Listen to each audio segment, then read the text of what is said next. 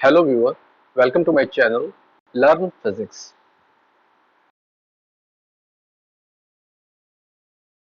Viewers, आज इस video में हम देखेंगे कि साइलैब में 3D प्लॉट को इनबिल्ट कमांड प्लॉट 3D को यूज करके किस तरीके से जनरेट किया जा सकता है।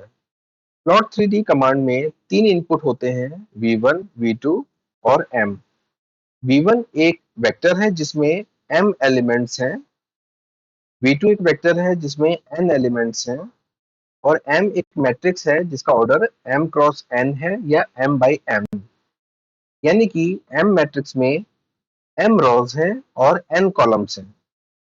व्यूअर्स, अगर हमें एक 3D सरफेस जनरेट करनी है और उसके लिए अगर हम प्लॉट 3D कमांड को यूज करते हैं तो कुछ कंडीशंस हैं जो साइमल्टेनियसली सेटिस्फाई होनी चाहिए। पहली कंडीशन है कि matrix M must have number of rows equal to number of elements in vector V1। इसका मतलब है कि जितने number of elements vector V1 में हैं उतने ही number of rows matrix M में होनी चाहिए।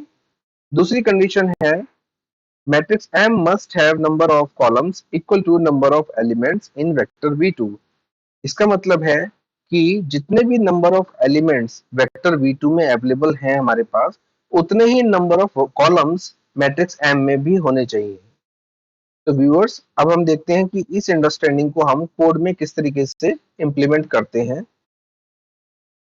व्यूअर्स, अब हम दो वेक्टर्स जनरेट करते हैं। पहला वेक्टर है V1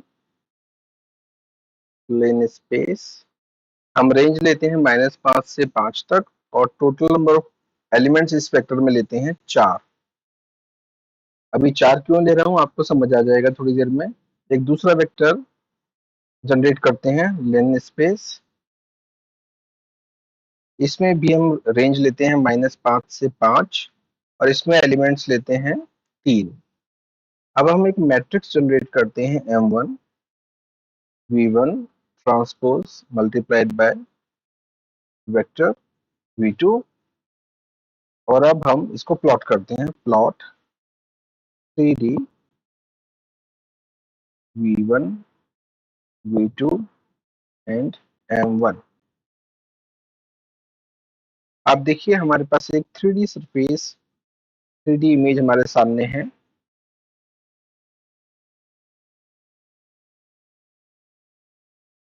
अब व्यूअर्स, मैं आपको एक चीज दिखाना चाहता हूँ। यहाँ पर कंसोल में देखिए V1 ये 4 एलिमेंट का एक वेक्टर है और V2 3 एलिमेंट का एक वेक्टर है। हमने जो अभी समझा था कि जो मैट्रिक्स है उस मैट्रिक्स में नंबर ऑफ रोज जितनी होंगी उतने ही एलिमेंट्स का एक वेक्टर इस पोजीशन पे होना चाहिए, यानी कि फर्स्ट इनपुट होना चाहिए। तो हमारे पास V1 में 4 एलिमेंट हैं और M1 जो मैट्रिक्स है उसमें 4 ही रोज हैं। तो आप देखिए V2 में 3 एलिमेंट हैं और इस मैट्रिक्स M में 3 कॉलम है। तो यानी कि ये जो कंडीशन है कि जो मैट्रिक्स यहाँ पर थर्ड इनपुट पे आएगी उसमें नंबर ऑफ रोज जितने होंगे उतने ही एलिमेंट्स का वेक्टर इस पोजीशन पे होना चाहिए और जितने इस मैट्रिक्स में कॉलम्स हैं उतने ही एलिमेंट्स का वेक्टर सेकंड इनपुट की पोजीशन पे होना चाहिए। अगर हम इसको इंटरचेंज कर देते हैं तो ये कंडीशन सेटिस्फाई नहीं होती है और हमें एक एरर जनरेट कर हो जाता है। हाँ, अगर हमारे पास दोनों ही वेक्टर्स में सेम नंबर ऑफ एलिमेंट्स हैं तब हम इंटरचेंज भी कर दें तो भी और ना करें तब भी हमारी 3D सरफेस जनरेट होगी। तो इस चीज का व्यूअर्स हमें ध्यान रखना होगा। अब एक सरफेस को और जनरेट करते हैं।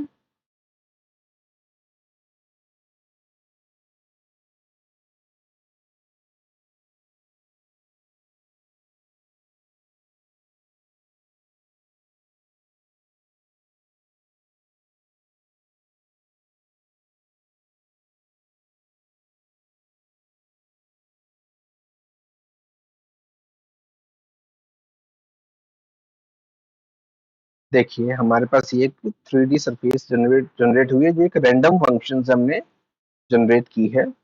अगर हम इसमें नंबर ऑफ पॉइंट्स इंक्रीज कर देते हैं तो देखिए ये सरफेस हमें किस तरीके से दिखती है।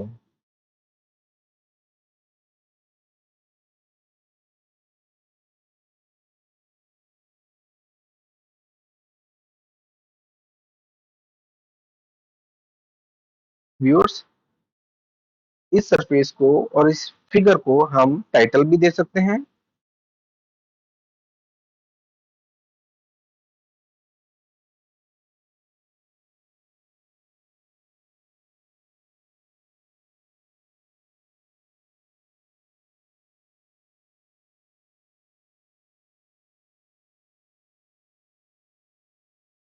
और हम एक्स एक्सिस, वाई एक्सिस और जेड एक्सिस को भी टाइटल दे सकते हैं। कैसे? लेबल, एक्स लेबल,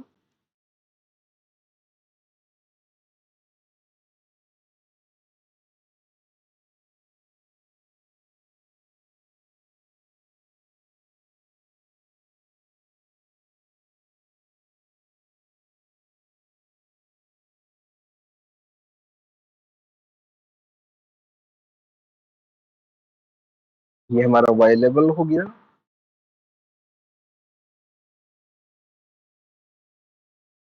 और ये हमारा जेड लेबल। देखिए, इस तरीके से हम प्लॉट 3D कमांड को व्यूअर्स यूज कर सकते हैं 3D इमेजेस को जनरेट करने के लिए। व्यूअर्स, आज के वीडियो में इतना ही। उम्मीद करता हूँ कि वीडियो आपके लिए हेल्पफुल रहेगा। Thanks for watching this video. Please video को लाइक कीजिए, शेयर कीजिए और मेरे चैनल लर्न फिजिक्स को सब्सक्राइब कीजिए। Thank you.